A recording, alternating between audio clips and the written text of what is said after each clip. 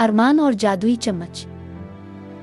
एक छोटे से गांव में एक गरीब लेकिन नेक दिल लड़का अरमान रहता था।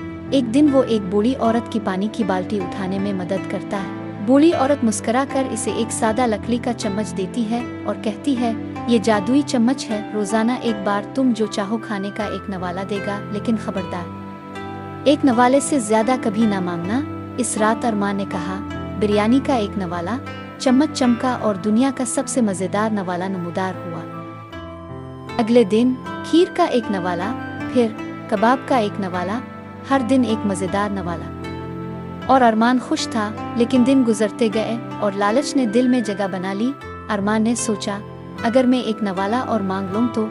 इसने मांगा, कुछ नहीं हुआ। फिर चीखा, पूरी प्लेट चाहिए। चम्मच बुझ गया, जमीन पर गिर गया और जादू हमेशा के लिए खत्म हो गया। अब अरमान सिर्फ सादा रोटी खाता था। चम्मच को हाथ में लेकर आहिस्ता से कहता, काश मैं कम में खुश रहता। सबक, लालच हमारे पास मौजूद छोटी नेमतें भी छीन लेता है।